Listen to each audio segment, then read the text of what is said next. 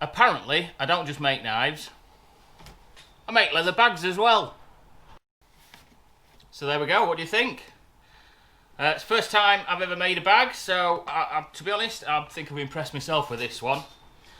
Basically, the order come through, somebody had seen my leather work for my sheaths and said, would you be able to make a bag? I need to put my, I think it believes for a captive bolt gun to go inside it. It needs to be at least 16 inches long, not too wide, it needs to be too bulky. But if you can do it, I'll be very impressed. So I thought, well, I'll give it a go. So I've looked around at different designs that are available. I wanted sort of a barrel bag design. Most of them that I've seen are all smaller and used for either sort of like the vintage bike look, where you can hang it underneath the bike seat, or it's been turned into some form of a little handbag sort of thing. So I thought, well, I'll work on that design, but I'll extend it out. Other designs that I've seen also used thinner leather, a bit softer leather, which works for a shorter design, but because this one's fairly long, and like I say, it's 16.5 inches long, this one, it needed to be made out of something that's a bit rigid. So the leather that I've made it from is 3.5mm veg tan leather.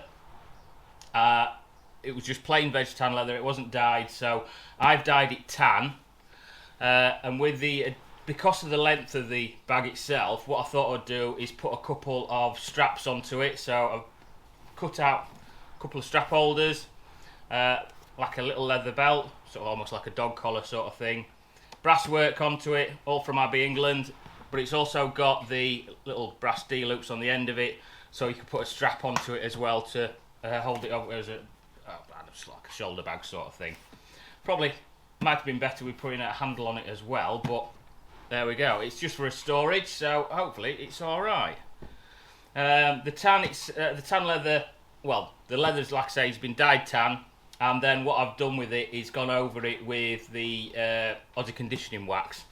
It brings up the patterning of the leather inside it as well. So all over on the outside, a little bit on the inside just to coat it, makes it waterproof, and just gives that little bit of a finish. But other than that, I've got to say, I'm quite chuffed with it.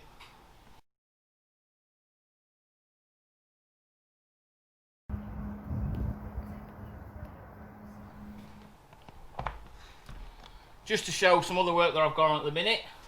So again, back to leather work. A few double sheaths I've got to do. So this one, all I've done so far is stitched on the front part and then put the holes in, glued it all together, put the holes in to stitch it all together to get the next bit done. And then I've also got to make a couple of belt loops onto it that they're going to be attached to these heavy duty D-rings on the back. This one's been made for a pair of kitchen knives, or a chef knife sort of thing. So this one's like a Serbian chef knife. I think it's Tankus for this one.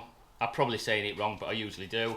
I've got to sort the handles out on them, so I've got to profile them, and I'm basically going to flatten the sides down and then go around the edge with the router just to chamfer the edges off and then smooth it all down just to make it comfortable in hand. So that's both of those two.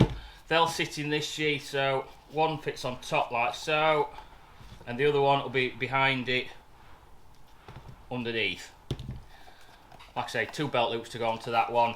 So that's a project for today. Another one for today is this double sheath. So this one's made for a couple of custom knives, black and orange, since the black and orange stitching. It's wet formed. I've got to just finish these 2 straps, put the press studs onto them, burnish the edges up, and then wax this one. It'll darken it off a little bit as well. The black dye, I quite like the black dye. It does seep in and turns natural veg tan instantly black, but it's sort of got a bit of a grey charcoal looking about it at the minute. But as soon as I put some, I could put some Canuba wax on top of it just to bring out the black out of it, and then I'll put the Aussie conditioning wax over the top of it again, and that'll really. It looks as though it'll soak in and really bring out the blackness of the sheath. Again, another one seems to be a favourite of black at the minute, black dye. This sheath is one of the Kybrid sheaths that I've made before, but an extended version. This one's for a bore knife or bore sticking knife that I've made up. This one's got an Acid X blade. I've still got to put the final bevel onto the knife, but I'm quite happy how this one's come out again. One of my first jobs that I've tried out using my milling machine there that I've got in the background, where I've put a little fuller on either side of it. Handles made from black and orange G10. This was to match up with another knife that I'd made before, and I'd also put an orange G10 pin into it, and it's also got the stainless lanyard tube. This fits into there like so. Still got to bolt it together, but again I need to burnish the edges and wax the sheath and make it a bit more presentable. But just to show you on the inside, just push that through. A bit stiff, but there we go. So it's got the Kydex inlay in the sheath, just to give it a bit more added protection. Slide that back up, just so it can be taken out and cleaned, but you'll be able to see that in one of the other videos that I've made earlier. And that's that ready to get sorted. So I've got like 4 pairs of knives as well. I've got another pair that are done. Again, they both need to have the bevels added onto them, which I'll hopefully get onto in the next couple of days. As soon as all these knives are finished and sent out to the new owners, I'll be banging some pictures up on social media, so you'll be able to have a look at them then. Other than that, guys, thank you very much for watching. Don't forget to like and subscribe. Other than that, I'll see you later. Bye. Just one other thing I wanted to mention. The last video that I put onto my YouTube channel, and also put out onto my social media and all that lot, was made for me by a guy called Simon Whitehead. Now, some of you will probably already know Simon. He does a lot of writing for the Shooting Times. I believe it's every other week he puts something out regarding ferreting and rabbit control. He also does a lot of the country shows, so you might have seen him there. He also makes promotional films, so if you want something making yourselves, have a look in the details below and I'll add them there. Other than that, see you later.